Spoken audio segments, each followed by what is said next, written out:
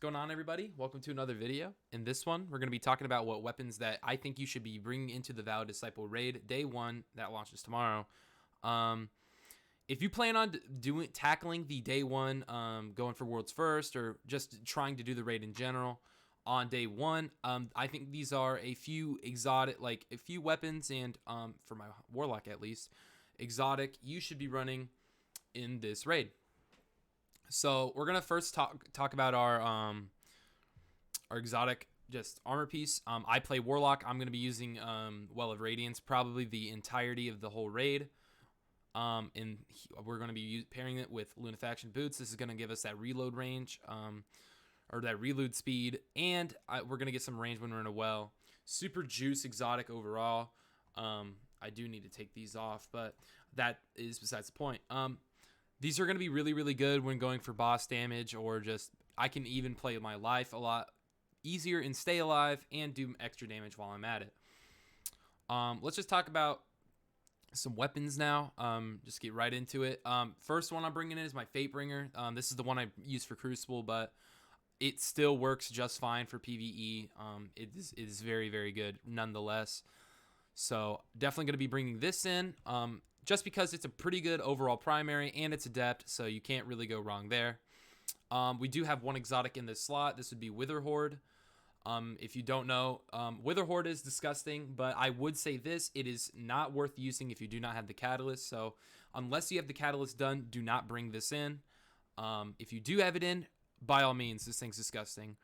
Because when we holster it, we're going to get auto-loading holster, and it increases that handling by a significant amount, which always makes this thing extremely good.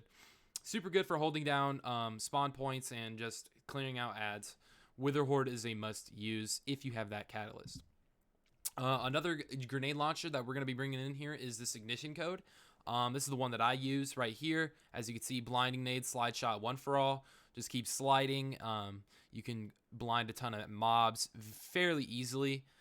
This should do me well pretty good, I think, because, you know, blinded grenade launchers in raids have been notoriously OP, or just blinding nades in general have been notoriously OP. So I'm going to be bringing in this ignition code for myself here. Big fan of this role. I think it's super good, and I think it'll do me really, really well in the raid. The last primary we're going to be using, and I'm not even fully certain I'm going to be using this, but it's Succession. This is my role that I have. It's not super great, but it's better than it's not the worst. You know what I mean? Tac mag, get that reload up, increase the mag size. No distractions. You'd probably want something better than this. Probably like recombination if it's possible. But you definitely want Vorpal weapon. That is a must on this thing for boss DPS. I don't know how much. Again, I don't know how much I'm actually going to be using this thing, or if I'm going to use it at all. It just depends on what kind of bosses and what kind of encounters that we're going into. But if we are doing something from afar, I think this thing will be pretty good. Let's talk about secondaries. You see I have the Ikelos on. If you didn't know, this is actually you get a penalty for using this, so I will not be using this, but I just have it on as a placeholder for a different SMG because I actually do not have one that is super good, or actually I don't really have one at all. But that submachine gun that we are talking about, if I can find it here, is the... Wow, I'm actually blind. Can I not find it? I mean, you already know what it is. Here it is, funnel web. This is what we're going to be using when I get a roll, is the funnel web. This thing is pretty much Recluse 2.0, which makes it super good. It's not as good as Recluse was, but it's definitely super strong, with perks such as like Adrenaline Junkie, as you see here. This is a super good one to run. So yeah, I'm definitely trying to get my hands on a funnel web. That's definitely going to take my spot. It just helps clear a lot of those ads, and it's just super strong in general.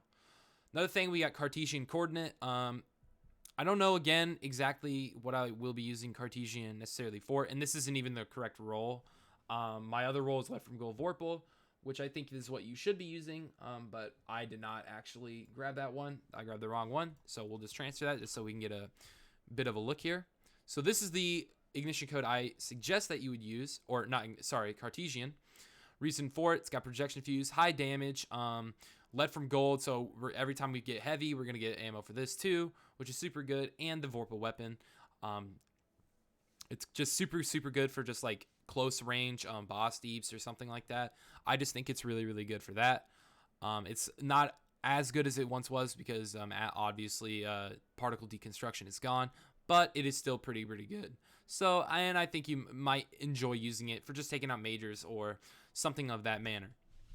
The last thing that I have is actually my Truth Teller here. This is a super, super good GL right, in my opinion. Pretty good roll myself. Again, blinding grenades, you cannot go wrong. Every single GL that you bring into PvE, in my opinion, should have blinding nades unless you're using a heavy. Field prep for more ammo, faster reload stow, and ready when I'm crouching. Super good there. And Demolitionist, which will give me my grenade back quicker, which is always fun because I can keep having the Well of Radiance grenade procced all the time. Super, super good. Again, good for clearing out ads and things of that manner. I'm a big fan of the Truth Teller myself. For heavies, first one, Parasite. Parasite does a ton of damage if you have plus 20 stacks. Other than that, I don't know how good this thing is going to be. But we're going to be talking about more heavies just in a second. But nonetheless, this thing is super, super good. I do think that if with 6 of these, not even 6, you might be able to get some high damage. With this thing, it all just it depends.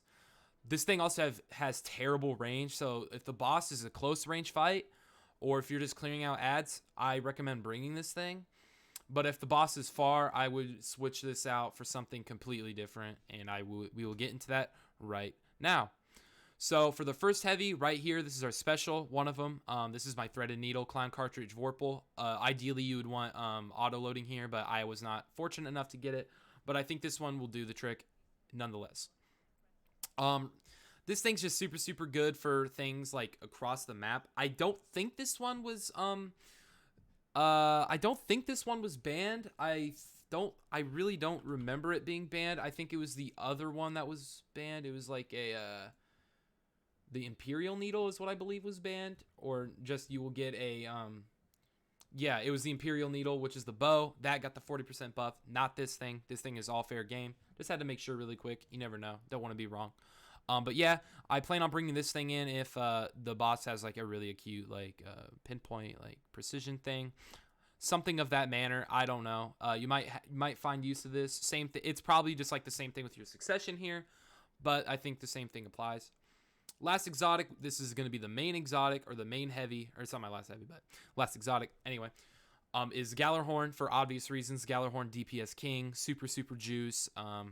In my opinion, you don't have to really think that much. It gives everyone else Wolfpack rounds, so if people are using things like Ascendancy, which I do recommend bringing in, by the way, I don't have it on me, but you should bring Ascendancy if you do not have Gallarhorn. It is a great switch, and then you can pair it with Witherhoard if you have that Catalyst, so you can blight the boss, use your Ascendancy, switch, do that, switch. Just keep super good deeps with the Ascendancy, and you'll still get Wolfpack rounds, which is super, super fun in itself. But yeah, speaking about Gallarhorn, with Wolfpack rounds and Pack Hunter, this thing is disgusting, even as without it. The Catalyst makes it even better, in my opinion. Gallarhorn is super good for ad clear. It's good for boss deeps. It's good for everything. I think you should be using the Gallarhorn, I think, as your top DPS. But I think it all comes down to what the boss is like. In our last heavy weapon here, we have our Falling Guillotine.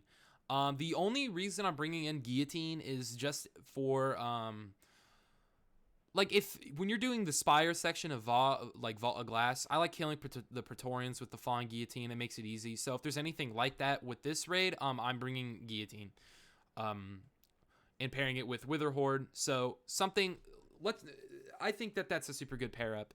Guillotine is just really, really good for clearing out ads or clearing out bosses or majors, in my opinion. But let's talk about loadouts, like in terms of like what you should pair with what. So this is one pairing that I think you should do. Fatebringer, obviously, Cartesian and Parasite, or this. But that is my opinion, of course. Another thing, let's get into another pairing. You could do this. just do one of these, and again, one of these heavies. I would not bring the sword for this, but for an instance where we are going to be using the sword, ignition code, pretend this is a funnel web. I don't have a funnel web yet, but, and then this, or this. If you do use this, like this, do this. It's much better.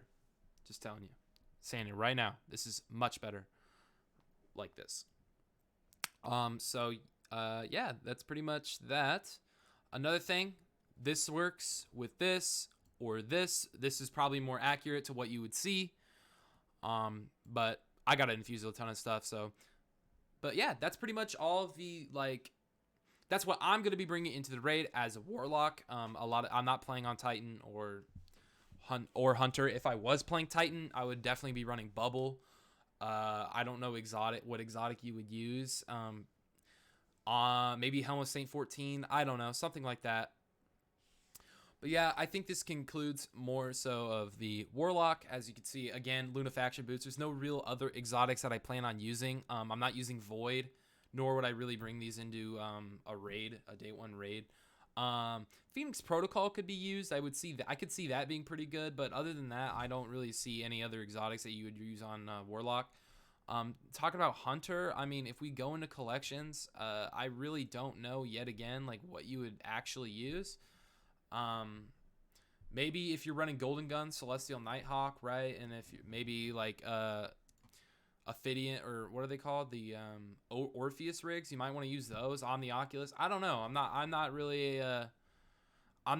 a hunter. I don't play Hunter very often. I don't really like playing Hunter, so that's just me. But I think this sums everything up pretty much. I think this shows everything that I recommend that you should be using as weapons wise into this raid coming tomorrow. If you guys enjoyed the video, consider a like. It really helps the channel grow. Matter of fact, consider a subscription, man. That really helps the channel grow. If you have anything else you want to add, like what other weapons that you would recommend running, leave some in the comments. But I think that's everything that I have for today, guys. I'll catch you in the next one. Peace.